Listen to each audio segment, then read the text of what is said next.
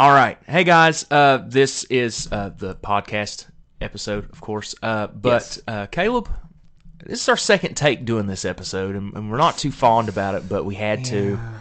Yeah. We got about 11 minutes into the episode on Thursday when we were recording, and we went to listen back to it, and the file was corrupted. You're not explaining enough. Yeah. We had recorded an hour. We recorded the whole episode. And then went back it got like defected. After like 11 was minutes. It was very bad, very this defective. Episode, it's not going to be as good as that. It's not going to be as good as that episode. There was a fresh passion about the topic. There was. And now there might be some like recreations of that, and it might not land as well. Might not land as well. But we were thinking about, do we just want to not do this week and skip it and go on to next week's episode? We talked about it after that. And we were just like, no, we got to do it. We got to do it. We got to do this. We got to do this, man. It's our family. You're our family, man. We got to do it. And so what you're going to hear like the first 11 minutes of the episode because that stayed and it didn't defect or anything like that. So you're going to hear the catch-up segment and all of that originally the way it was. And then after that, when we actually get into the topic, it's going to be re-recorded. But, hopefully you'll still enjoy it. Yeah. Caleb, let's cue the intro. Woo!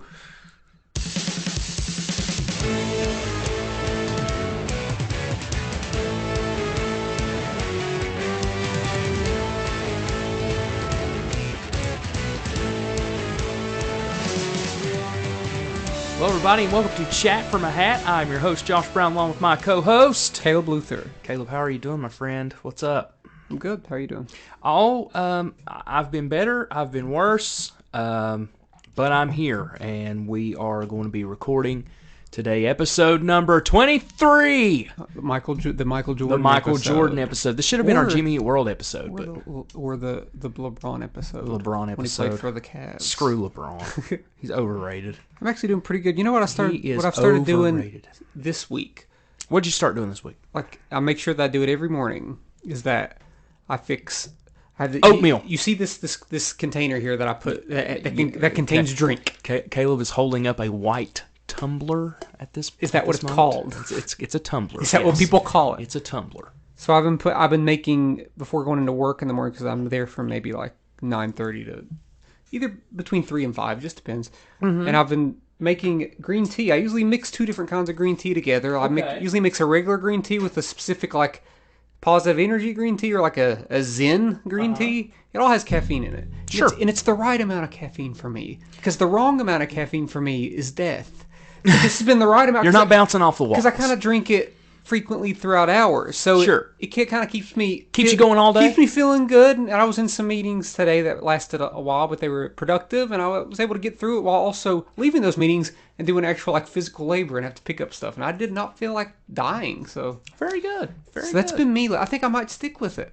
I mean, that would be your. It's better. It's better than like lagging. It would be your equivalent to your morning pick me up, is what it's like. It's like coffee. People drink coffee. The green tea is more. It's my speed. Sure. It's not as much caffeine, sure. And it's. I don't know. It doesn't make me sick.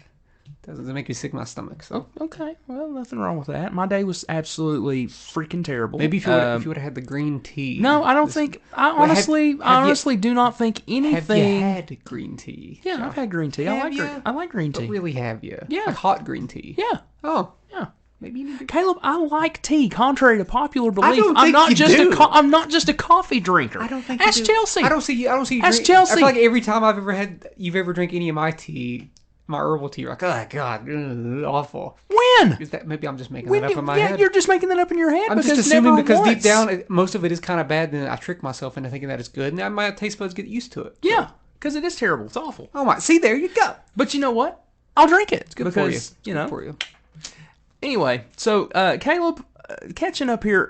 Last weekend we went to Nashville. We went to Nashville. And it was the first time I'd been to Nashville since 2016, 17, maybe 2018. I don't know. I'm not sure.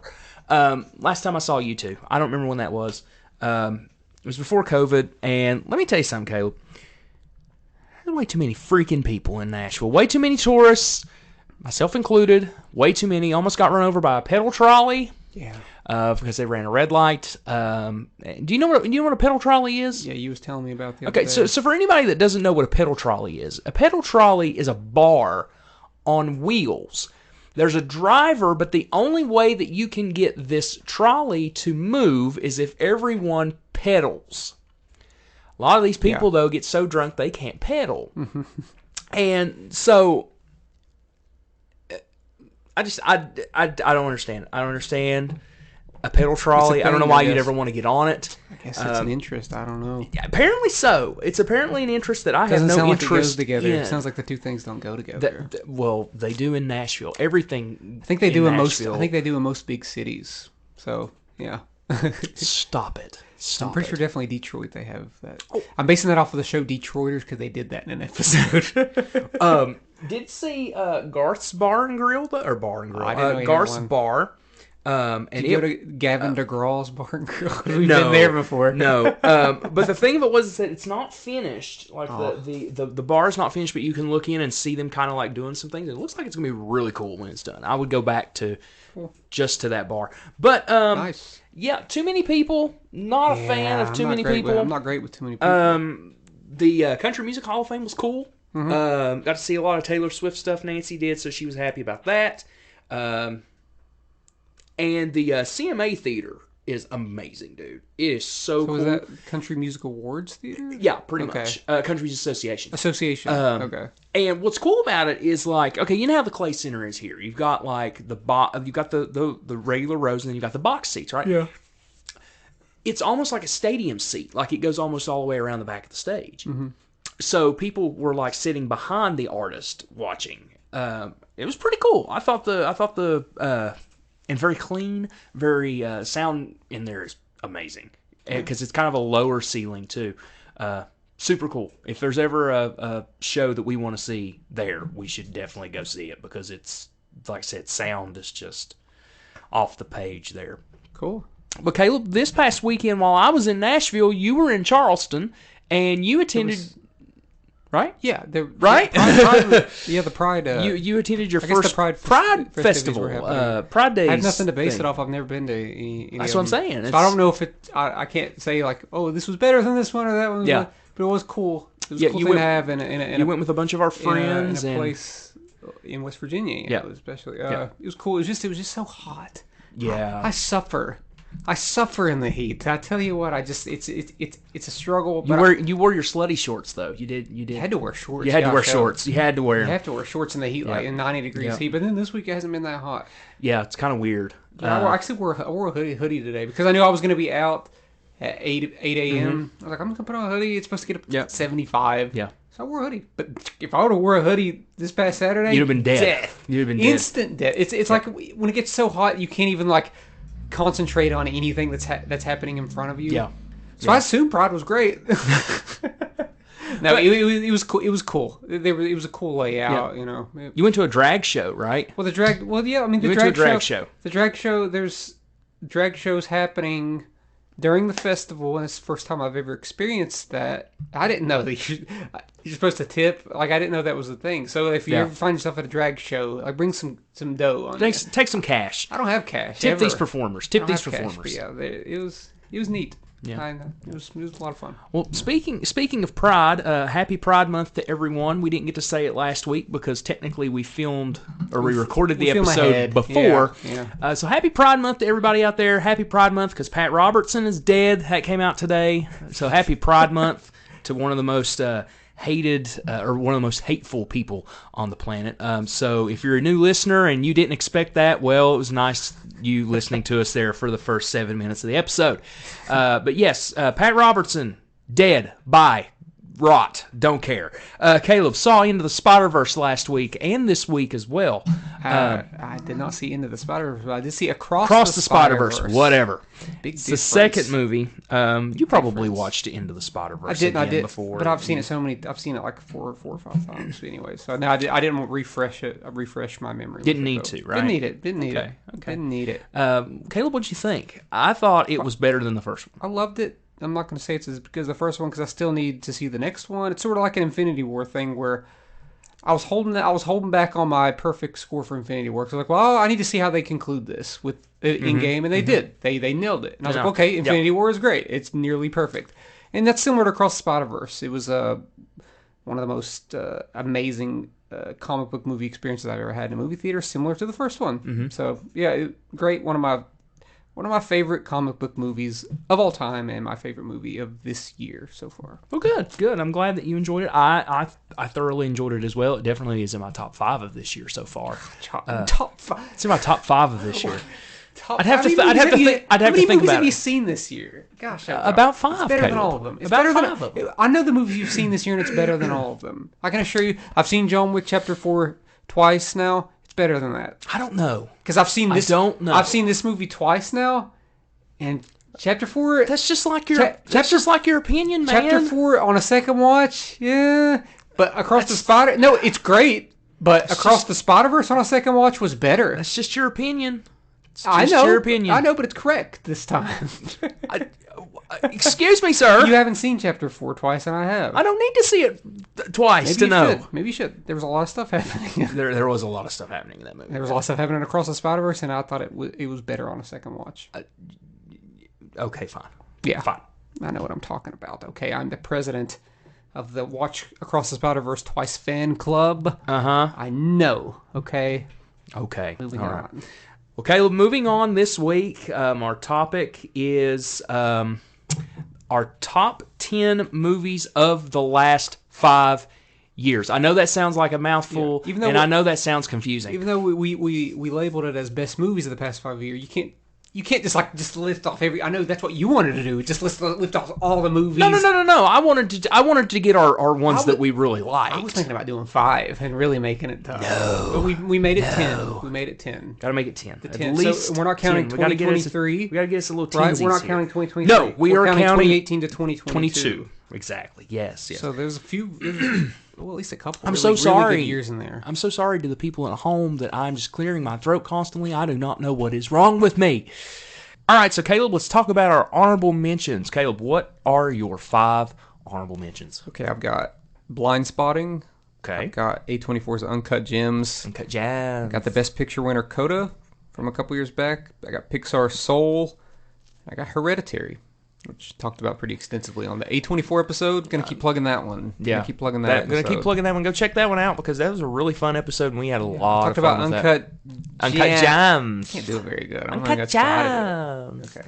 What's yours? My phone just went completely off. So my top 5. My honorable mentions were Tick Tick Boom, The Invisible Man, Jojo Rabbit, Knives Out, and Violent Night. I know, again, big proponent for Violent Night. Loved that movie. I know you weren't as big of a fan of it as I was, but really enjoyed that movie. I liked it. Fine. I thought it was fun.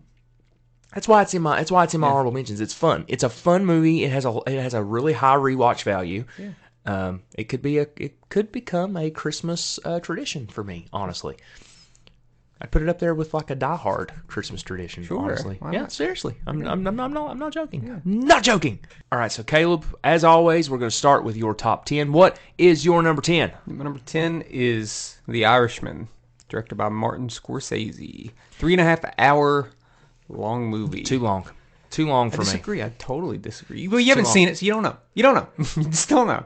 No, but yeah, at 3.5 hours, I watched it twice. I do know. I watched it twice that opening weekend just because it was so dense and I feel like I maybe missed stuff. And so it was even 7 hours on the same movie. I did. Did you watch Pride and Prejudice while you were at it too? I watched it I want to say I watched it maybe that Friday and that Sunday. Mm-hmm. Loved it. It was just I don't know, it's kind of a different take on the gangster genre. I think the thing that maybe related to the most in terms of what it was trying to cover is maybe The Sopranos, which that's 6.5 seasons. Yeah.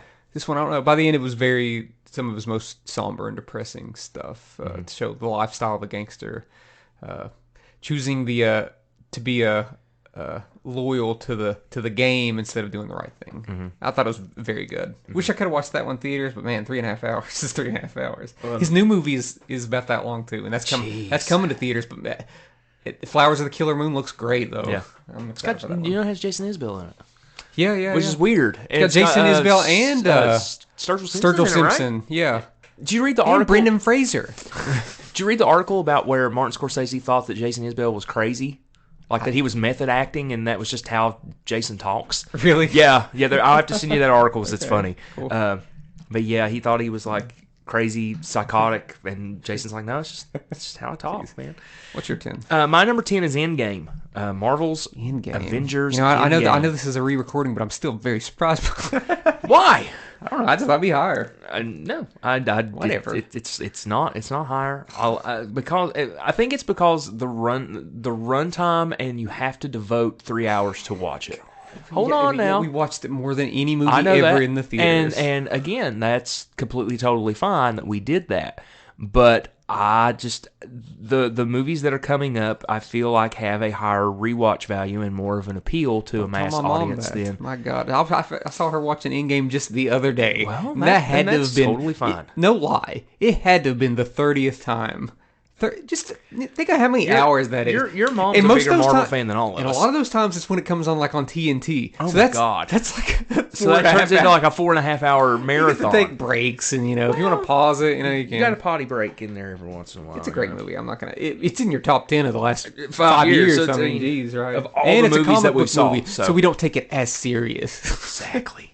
Compared to what we're getting ready to talk about. Yeah, especially my next one. I'm not going to take it as serious as this. My number 9 is Toy Story 4. God. Now, I love the Toy Story franchise, and I'm still shocked about that being in your top 10. I figured. You think it'd be higher? Yeah, I actually did. I mean, it's not the. It's probably in a lot of regards. It's kind of funny that we're doing this episode, and it's kind of like a retrospective of our top 10s at the same time. In a lot of regards, it's. It probably is like the worst Toy Story movie, but it's still like to me a 10 out of 10. It is the worst Toy Story. I thought as a story and its setting, it was a breath of fresh air. After 2 and 3 were kind of similar. Mm-hmm. I know a lot of people hate this movie, but I just don't. I do not get it. I thought it was a wonderful Woody story. There's a handful of moments at the end that make me cry. And actually, I'm glad we're re-recording this one because I didn't get to talk about Randy Newman's score. This is probably my favorite Randy Newman score of any of the Toy Stories, maybe with the exception of that first one, which just felt like so vibrant and new.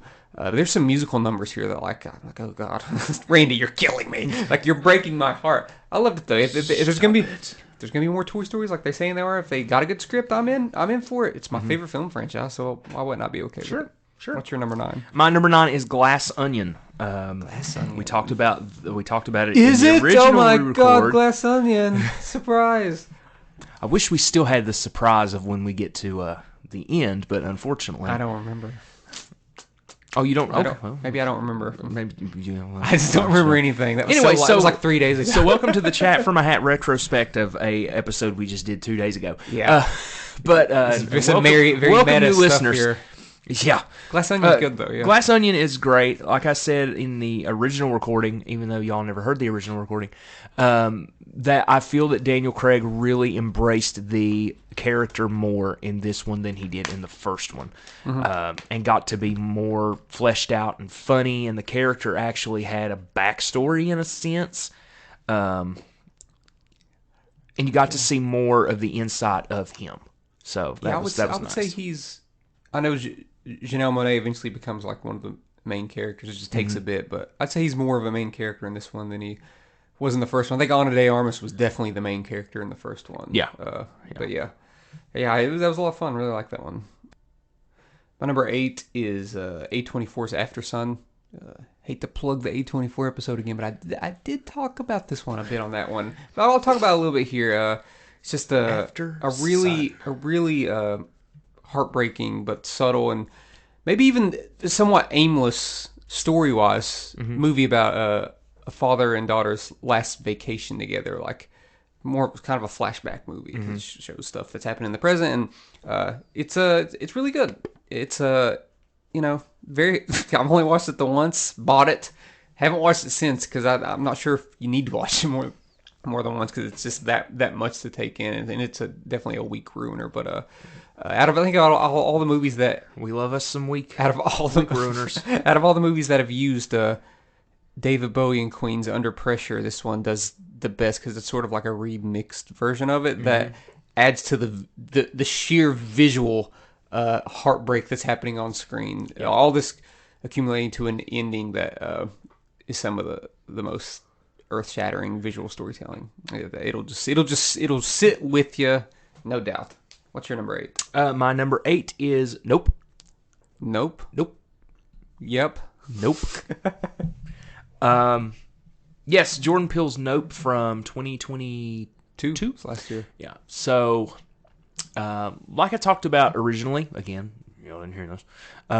It feels like a shot in the arm of what an Alien movie needs. It is funny. It is scary. It is unnerving at times. And I just feel that overall it is one of the best like Alien-esque movies in the last 10 years probably. It's very good. Very good. I guess like when we're thinking about like what is considered an Alien movie, in terms of like the sort of UFO genre, I can't think of anything that's as good as it over the last 10 years. Yeah. I'm having a hard time wrapping my brain around like what would be good. I can't really think of anything. It is great. It's so like the tonal shifts I think work really well, and I thought it was probably better than Us. Yeah. Made a little more sense. The allegories in this movie there's still stuff in Us I don't understand, but it is creepy. But yeah, that whole middle section with the Gordy's home flashback, then with the digestion scene and the blood rain over the house, it's beautiful. I really like that. It's better on a second watch. I mean, I would say it's the best like UFO movie since I would say Signs. Anyway. It's better than Signs. But it's better than Signs. Yeah, it's better than Signs. I can't think of. Well, let's think here. Is it the best UFO movie ever? I mean, you've got. It's drastically different than a third Close Encounters of the Third Kind. It's a drastically kind of different movie than that, though. Well, there was the one movie that came out it was either the late 80s or the early 90s about the guy that got abducted by the aliens that everybody talks about. Well, not everybody talks about it, but horror fanatics talk about it. Horror movie? Yeah, I can't remember what it's called or off the top of my head, but yeah, I can't. I really can't think of. It's just really different. It's a lot of genres. Like it becomes sort of like a western in the third act too, and it has a really Mars Attacks. I don't know.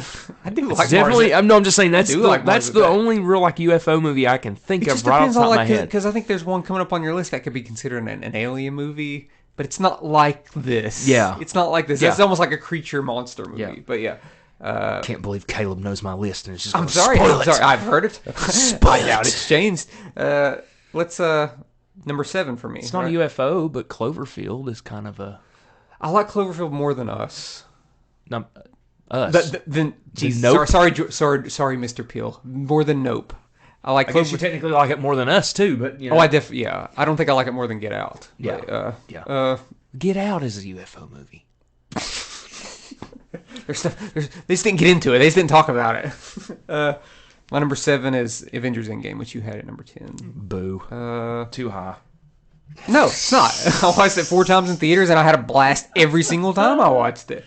Other than the last time I took my mom to watch it because it came out like a month and a half after it had come out. It got that re-release with like that extra quote-unquote footage at the end that was bogus. That's the worst. That's the bad thing about seeing deleted scenes in comic book movies is that it has awful CGI, unfinished. Like if they would have took the time to finish it, CGI. You know, if they would have took the time to finish it, because I remember when we watched it in the theaters and that happened, I was just like, wow. That's when you really see. That's when you really see just how phony all these. Yeah, but some of them do a good job of just not making you think making you think that. And I think Avengers Endgame is a top tier, and the top tier one at that. It was a freaking cash grab is what it was.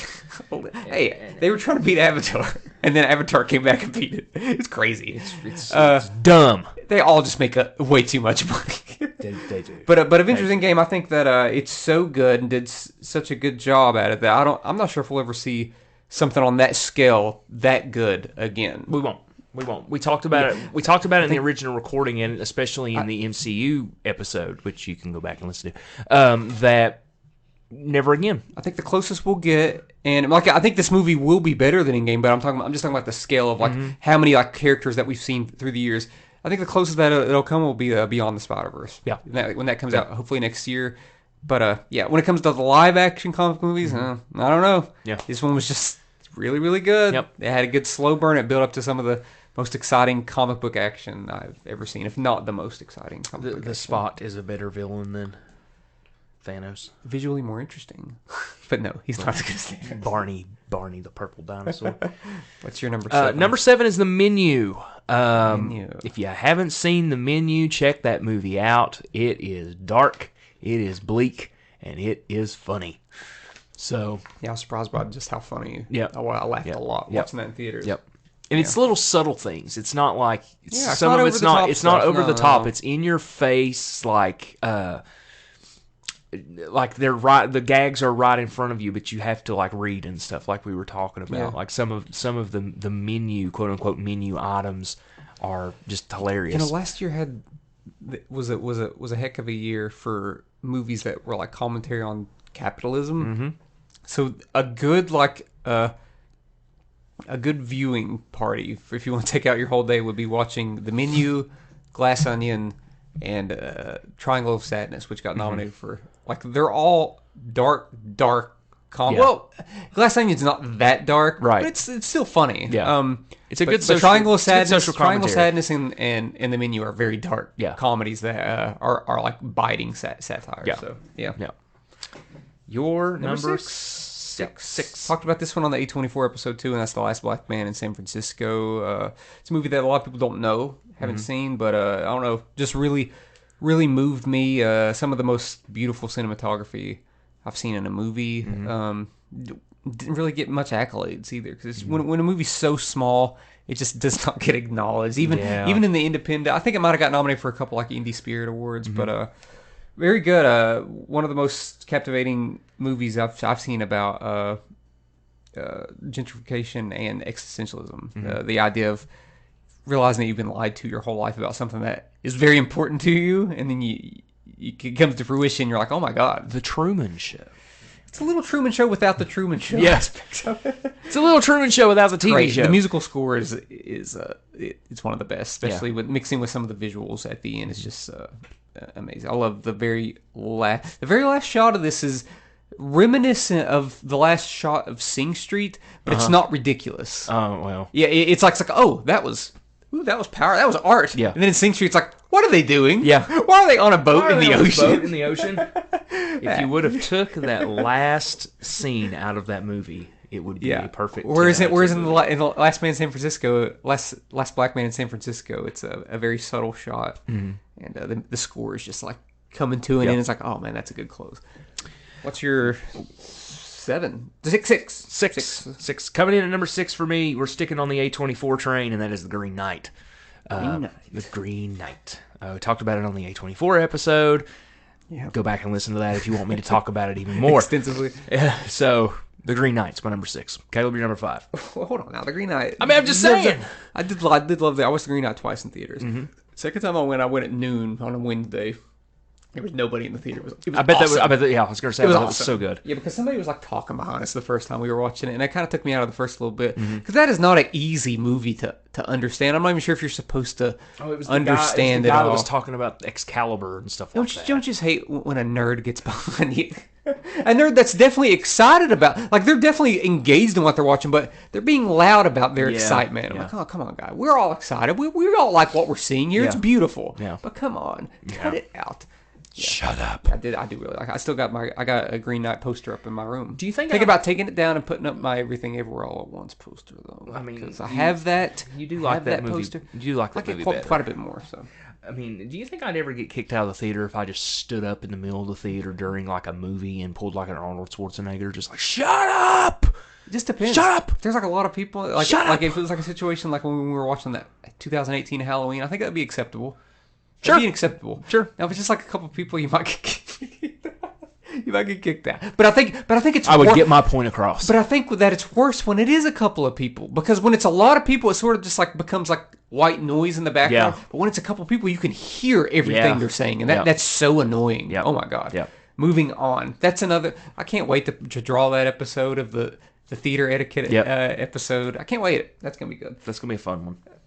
We have so much to say. Number 5 for me is one of your honorable mentions, Tick, Tick, Boom. Didn't know much about it. Didn't know that this was an off-Broadway play in the early 90s.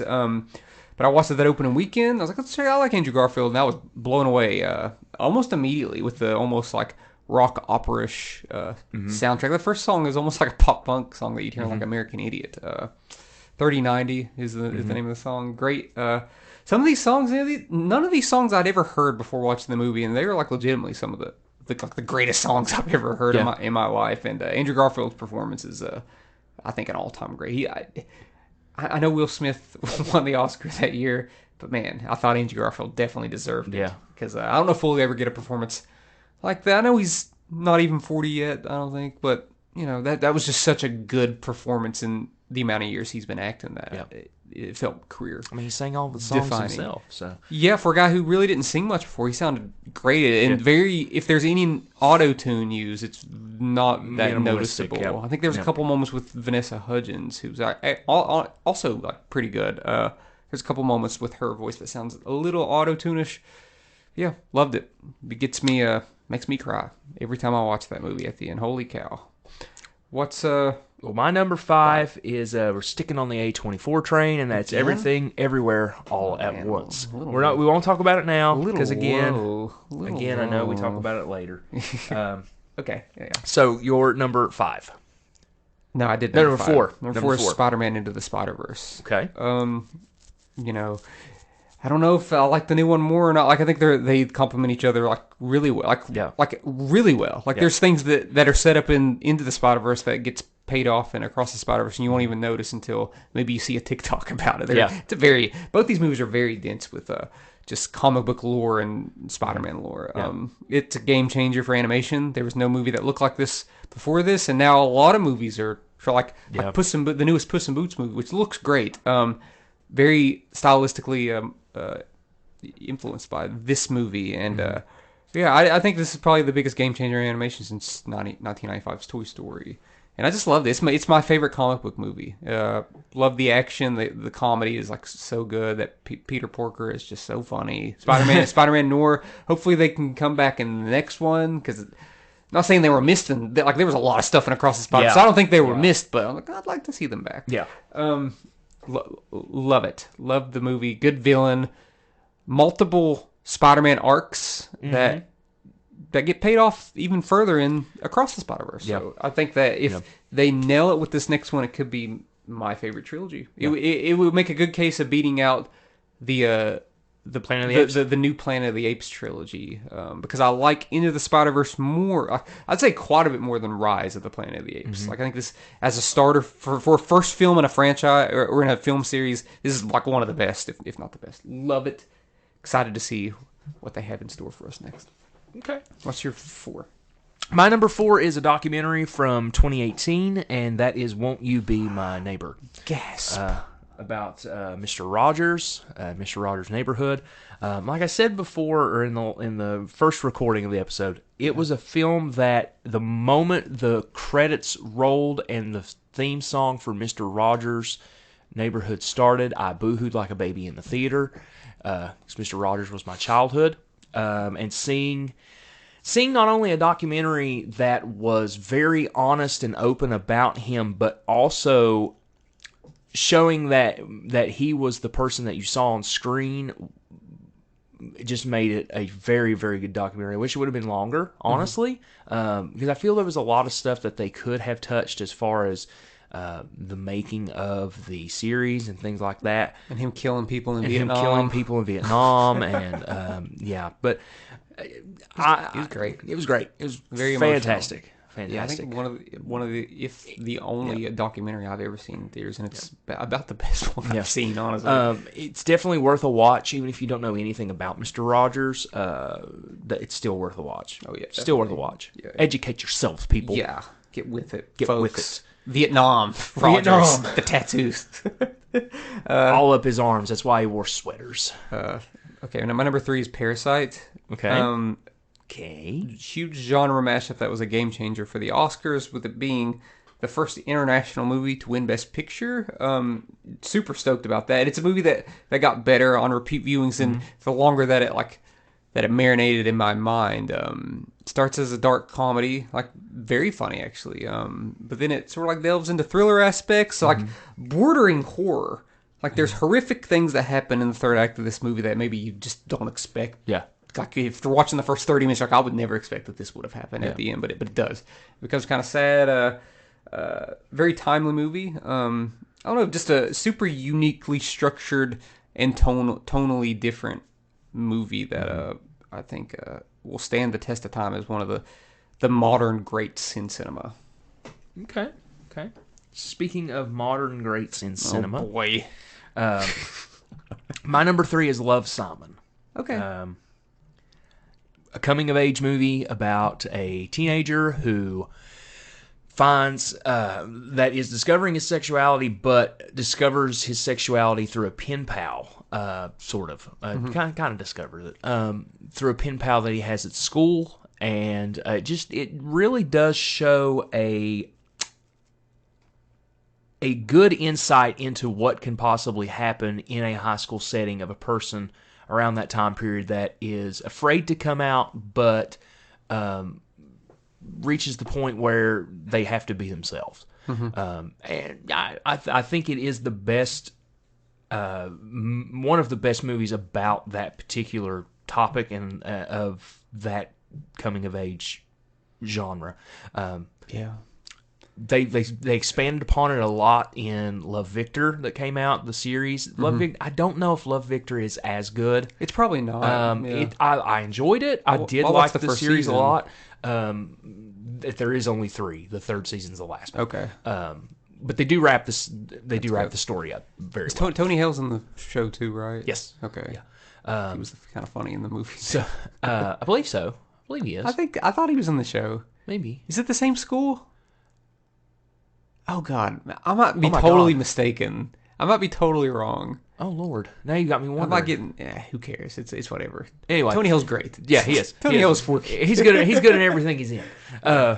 But yes, Love, Simon. It's definitely worth watching. Especially if you are listening to the podcast and you are struggling with your own sexuality or struggling with any sort of any contemplation or anything about yourself, then you should definitely check that movie out. Definitely check it out. It's great. When it comes to the coming age genre of the last, I guess since around this came out like 2018 maybe, something like that. Something like that. Yeah, it's up there with that. This and like a Booksmart. Yeah. They're all very good modern coming of age movies. Yeah, that's a good one. Number 2 is Annihilation. Okay. I'd say the most visceral experience I've had inside of a theater. Super glad we were able to watch this one theater because it did not come anywhere. It didn't come anywhere in West Virginia the first week. And whenever we saw that it was coming out in Charleston, like we got to travel and go watch that. I don't know, just super unique. The sci-fi elements are some of the strongest I've ever seen. But whenever it wants to be a horror movie, it's scarier. It's scarier than nearly everything I have ever seen. Fun fact. We were at the Dollar Tree yesterday picking up some stuff for the girls' birthday party. They had Annihilation for $1.25 on DVD. Did they? And I was just like, that. I told Nancy, I went, that makes me mad. DVDs are cheap, you know. I got it on Blu-ray. I think I got it for like Christmas that year. But this movie is so good. Somber, kind of depressing, but unique and exciting, and the concept of evolution in it is unlike anything we've probably ever seen. The bear. Well, I'll always go back to the bear. I will always go back to the bear. The bear scene, man. Like, I was so scared during that. I just felt so cold, and then that follows up with some visual storytelling that's reminiscent of like 2001: A Space Odyssey when it comes to like the humanoid alien. I guess we would consider this an alien movie. We could. I mean, we could consider it an alien movie of some sort. Yeah, if we want to, if this is an alien movie, this is like this is up there with Alien. Yeah, the first Alien. I love this movie's. So good. It's great. Kind of depressing, but it's undoubtedly ambitious and exciting too. Yeah. I'm sad it didn't make a lot of money because it's unfortunate. Alien movie Arrival. Yeah, Arrival. I forgot about Arrival. Arrival is more like a Close Encounters, but there is like tragic elements of it that that involve the aliens, and they play a big role in what maybe happened in the. That is a very Arrival's great. I almost very unique. I'll forget about Arrival because it just feels like a great film. I forget that it's a genre movie. Yeah. It's got Jeremy Renner in it too. I forgot about it. Arrival was not okay. That was like 2016, something like that. Okay, so that probably would have made our list. Yeah, that definitely would have made the list. Yeah. What's your 2? My number 2 is A Quiet Place. Again, like we said before, it's a movie I've only seen one time, but the theater experience that we had while watching that movie makes it a movie that I'll never need to see the movie again in the thought of the movie was perfect the first time I saw it. I remember everything about that movie. It was just a perfect movie-going experience for me. So that's why it'll be my number 2. Oh yeah, we got lucky. We got really lucky that we were in a good very crowd very of theater. Nobody was awful. Yep, and that was good. Neither time. I think I might have watched it again, maybe the next week with my dad, and then we watched A Quiet Place Part 2. I think A Quiet Place Part 2 was the first movie we watched. Or maybe the second movie we watched after the pandemic, like in 2021. Yep. And that was a good welcome back to the theater because nobody was acting foolish. Yep. And both movies were really good. That could be another one that could be a really great trilogy if they can capitalize on it. I know they're making a spin-off maybe. Yeah. I don't know if that counts, but I love The Quiet Place. Yep. My number All 1. right, we know what your number 1 is. Was Everything Everywhere All at Once. Yeah. Talked about it a lot in A24. Talked more about its accomplishments and stuff in the A24 episode, but I loved it. Loved it so much. I watched it. Hot dog fingers. I think out of all the movies that were eligible for this, I watched it the most without ever seeing it in a theater. Didn't get to watch it in theaters. It came to our theater well after it was on DVD. I think we watched it here, and then the next weekend it was in our theater, and we were just like, well, we should have waited. I think it was even way longer. You think so? That. Oh yeah, no, it was it was early this year. It was January of this year, and it came out in March or April of last year. Yeah. I've watched it 4 or 5 times. It's definitely crazy and technically convoluted, but the drama it's supposed to be. The drama is just as strong as drama you'd see in a really big dynamic drama. The comedy is outlandish and goofy, but it's whenever it nails the comedy, it's some of the funniest stuff you'll see in a movie. The editing is probably my favorite editing in a movie ever. It's just as I was watching the movie the first time, I was like, holy cow, this editing better win the Oscar. They better not Bohemian Rhapsody, this bull crap. They did, it won. No big deal. Won a lot of Oscars. But I love the performances. I love the themes. I love how it ends. The score goes and goes. There's some insane visuals. Not a huge budget either. This might have been the second most expensive movie that A24 distributed. Because I don't think they produced this one, so they didn't provide the money for it. But for its budget, it looks great. It has some great unique special effects. Just loved it. With Parasite and other kind of game changers. I'd say with Parasite and The Shape of Water, just kind of game changers in terms of what can win Best Picture. It doesn't always have to be some bland biopic. Woman or something. falls in love with a manfish. It's just that Shape of Water. That typical bogus. Typical Hollywood BS. A fish monster falling in love with a mute woman. Who gets to feed him eggs every day. What's your number 1? I don't know what could it be? What could it be? Don't know. It's Annihilation. Oh my God. Wow. Annihilation. That's the list. That's the list. What do you think about Annihilation? I mean, it's pretty much what you said earlier. I mirror every sentiment that you said about that movie. It's great. It's great. Let's just call it what it is. It's beautiful. It's stunning visually. It's a movie that makes you think. It's just everything that I like in movies. Because sometimes it's good to go to a movie and see something that when you leave the theater, you're kind of I'm not sure how I feel about that. I know I liked it, but I'm not sure about what it was trying to tell. And when you go and you get in depth in it, and you start to, and especially on rewatches, when you start to catch certain things, yeah, it's just fantastic. It's a fantastic movie. I recommend it to anybody. You may not like it, but I'm going to recommend it to you anyway. You should, though. You should, though. Embrace the weird. Yeah. Embrace it. Yeah. That's our favorite movies. That's our favorite movies. So, Caleb, we drew last week. We did. Of course, like we always do. And, Caleb, what did we draw? We drew Sonic the Hedgehog. We did. I guess it's just Sonic the Hedgehog as a whole. Just Sonic the Hedgehog. We're going to talk about all things Sonic, our memories, the music, the movies, the games, the TV shows, all of that. The blankets. The blanket.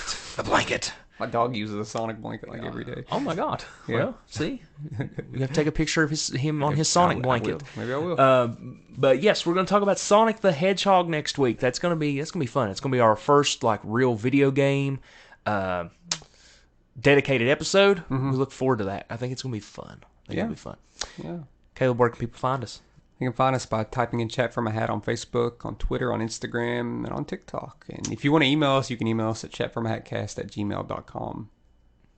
Very well. Yes. So be sure to go check out all the other old episodes, the other 22, 23 now. I guess we'll call this one 23, part 1 and 2. Yeah, be sure to check out all those past episodes. Like, share, tell your friends, tell your enemies, tell your parents, tell your cousins, sisters, brothers, whatever. And we will talk to you next week about Sonic the Hedgehog. Woohoo.